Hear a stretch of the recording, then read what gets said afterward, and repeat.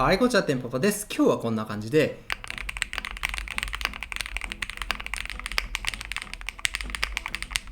はい、爆音がね、鳴り響く、めちゃめちゃね、爽快なキースイッチである、こちらの WingTree Golden Apple V2 と、キーギークの B1 ですね、こちらのキースイッチのレビューをしていきます。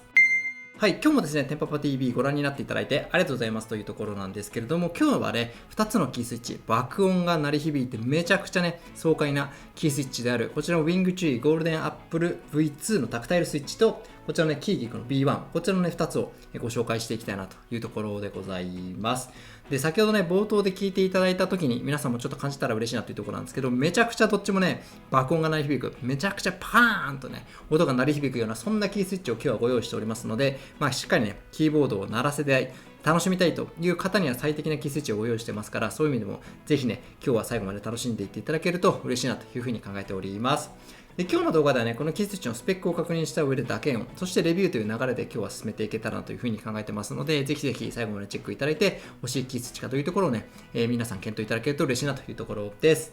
ちなみに、てんぱぱ TV ではこんな形でね、キースイッチ、キーボード前の動画、定期的にアップロードしておりますので、見逃してないように、ぜひチャンネル登録していただいて、最新情報をチェックいただけると嬉しいなというところです。またですね、この度 YouTube のチャンネルメンバーシップをスタートいたしました。売り切れ前に先行視聴ができるゴールドスポンサー、こちらね、一般公開するなど3日以上前からね、先行的に動画が見られるプランになっております。続いてね、僕自身の忖度なしの正直レビューだったりとか、相性のいいキーボード、相性のいいキースイッチが書かれた正直レビュー表や、メンバー限定のね、オリジナル動画が視聴できるプラチナスポンサーですね。こちらですね、メンバー限定動画がもうね、50本近い、ボリューミー満点なプランになっております。最後にね、僕自身の配信時ロゴを掲載したりとか、Discord のスポンサーとしてアナウンサーができるブラックスポンサーのね、3つのプランをね、ご用意しておりますので、ぜひぜひ、概要欄にURL 貼り付けておきますけども、チェックいただいて、入っていただけると嬉しいなというところです。それではね、本編スタートです。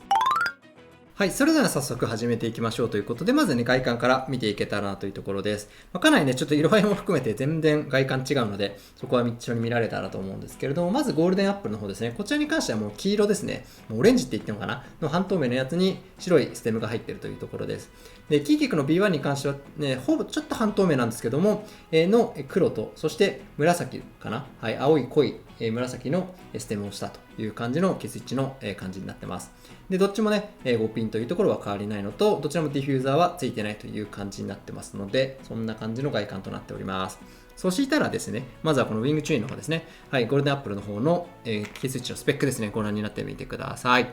はい、こちらなんですけども、プライスですね、1個あたり 0.27 ドルというような価格帯になっております。で、タイプがタクタイルという形でして、トップハウジングが PC のポリカーボネットですね。ボトムハウジングが PEI ですね。PEI って呼んでいいかわかんないですけど、PEI の素材になっております。で、ステムが LY という素材ですので、LY が入っていると比較的にクラッキーめに音が出やすいというところはあります。そして、ステムの長さが 13.6mm ということで比較的長めかなというところですが、スプリングは 19mm のシングルステージです。トータルトラベルは 3.3mm ですね。ボトムアウトフォースが 60g、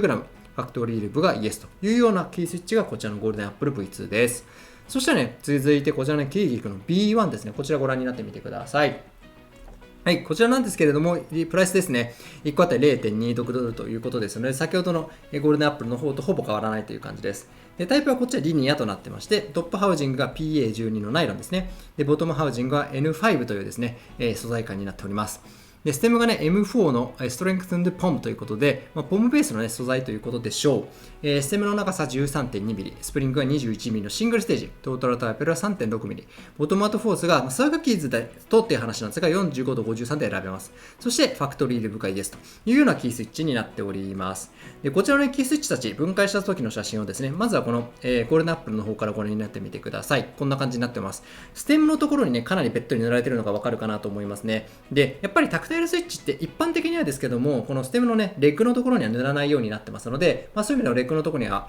かすかに塗られてるかもしれないですけども、ほぼ塗られてないというふうに思ってください。で、このバンプのところはね、かなりこう特徴的に盛り上がってるのがわかるかなと思いますので、実際僕の方でこう、叩いてみてもですね、非常にこうタクタイル感が感じる、強めのタクタイルを感じるような、キースイッチになっているというところは一つ特徴的な部分にでございます。ただめちゃくちゃスムーズですので、そういう意味でもね、とてもいいなというところは感じますね。続いて、キーギークの B1 の方ですね。こちらの、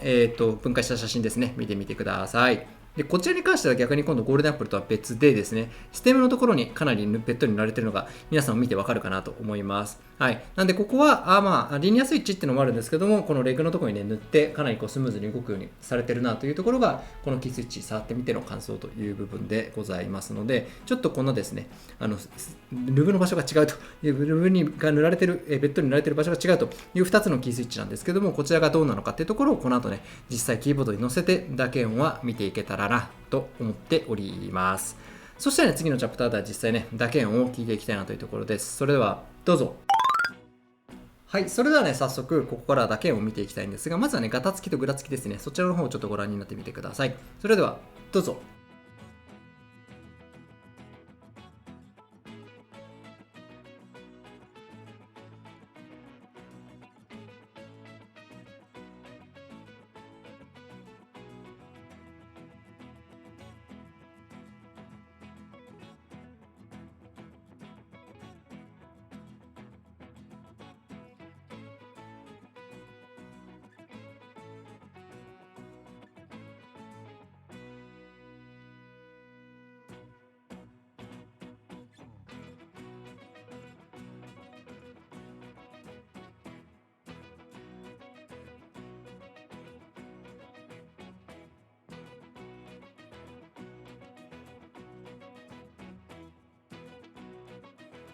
はい、いかがだったでしょうかということで、比較的タイトめかなというところではございます。ただちょっとね、キースイッチを入れて入力した時の後のちょっとブレはね、見えたところはあったとは思うんですけれども、とはいえ普通の、なんていうんですかね、チェリーとかと比べれば全然タイトな方ではありますので、基本的にはそんなに気にしても仕方ないんじゃないかなという感じの、ブレだったという印象でございます。で、ここからは実際このね、キーボードに載せて、キースイッチの音ね、聞いていきたいなというところなんですけども、今日使いたいなと思っているのは2つあります。で、今まで見ていただいている方にはおなじみではあるんですけれども、こちらのね、キーボード、これが QK65、そして、こちらのね、奥の方にあるのが、ミケニコ65というですね、キーボードになっております。で、こっちに関してはアルミニウムの筐体ですね、PP というね、柔らかい素材のスイッチプレート、そしてオーリングマウントで、このフォームがね、下だけ入っているような、PCB の下だけ入っているようなキーボードでございます。で、キーキャップに関してはこれ、シグニチャープラスティックスの DCS っていうね、非常にこう薄いキーボードになってますので、そういう意味でもキースイッチの音がですね、素直に聞こえてくるような設計がされたキーボードです。で、一方でこっちが QK65 というキーボードでして、こちらもアルミニウムの筐体なんですけども、ポムのスイッチプレート、そしてガスケットマウントでフォームがしっかりね、入ってるような感じです。PCB の間にも入ってるし、下にも入ってるしというような感じの素材というかフォームのですね、モリモリ感というところです。そしてキーキャップに関しましても、このシグニチャープラスティックス、どっちもシグニチャープラスティックスなんですけども、こっちに関してはですね、なんか背が高い SAP と呼ばれる背が高くて、そして 1.7mm ぐらい厚さがあって PBT 製のね、コトコト音が出やすいようなキーボードになってますので、キーキャップも含めてですけども、はい。なので、こっちはどっちかというとコトコト音系、こっちはクラッキーなパチパチ音系が出やすいキーボードになっている中で、この2つがですね、どんな音色を奏でてくれるのかというところをこの後一緒に確認できればと思っておりますので、ぜひ一緒にね、確認してまいりましょう。まずはね、このゴールデンアップから聞いていただいて、次、キーキック B1 という流れで見てください。それではお楽しみのだけをどうぞ。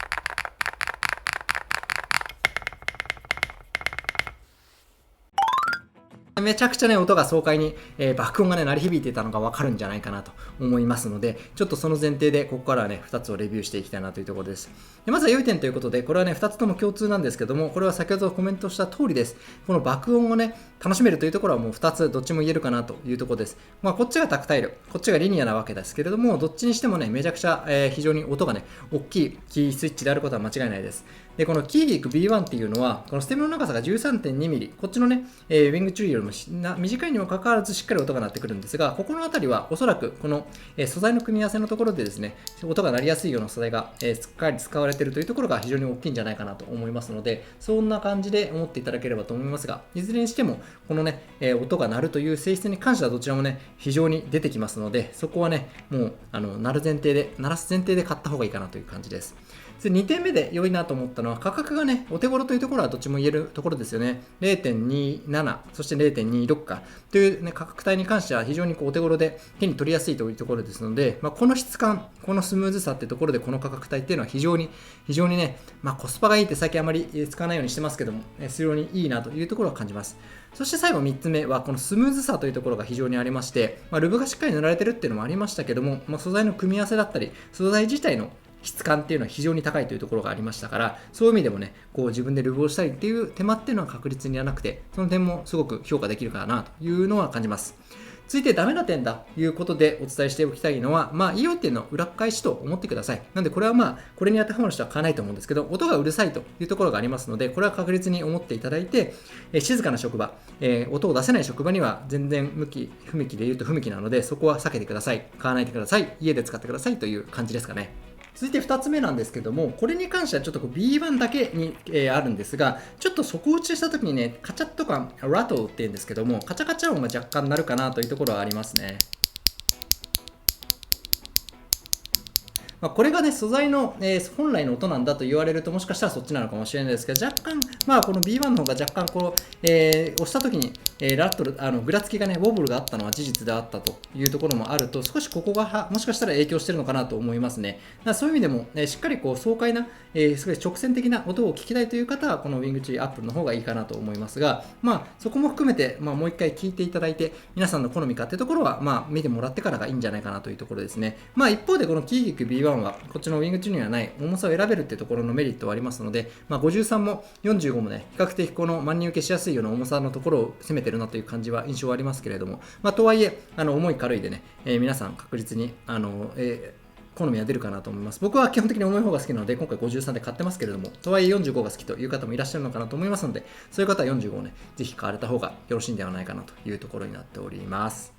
ということで、今回ね、この2つに関しては、そういう意味でも、キーギック、そしてウィングチュリー、ブランドは違いますけれども、マニフェクチャー違いますけど、とはいえ非常にスムーズだったし、そして音がね、爽快だというところは言えます。共通点としてありますので、そういう、先ほども言ったように、冒頭から言ってますけど、爆音を鳴らしたいという方にとってみると、爽快なキーボード1個作りたいという方からとってみると、非常に僕はお勧めできるかなというところです。で、キーボードに関しても、ことごとんの方もいいんですけど、比較的こういうね、なんですかね、キーボードでフォームも入ってないような方が、このキースイッチの良さというか、本来の音を楽しめますので、おすすめとしてはこのフォームもりもりのよりは、少しフォームを減らす、もしくはないキーボードを使ってあげて、その素材のこのキースイッチそのもののね、だけを楽しむ方が個人的にはおすすめかなと思いますが、その辺は好みで判断いただければとは思うかというところです。でもし何かね、今回、このキースイッチ2つに関してですけども、質問とかあればコメント欄から教えていただければなと思いますし、ザッキーボード、カスタムキーボードのね、ディスコードコミュニティであるテンパパキーボードって、こちらね、入っていただけると、今500人を超えるね、メンバーが、キーボード好きのメンバーがね、いるディスコードコミュニティになってますけども、ぜひこちらの方で一緒にね、キーボードのことでワイワイガヤガヤしていければなと思ってますので、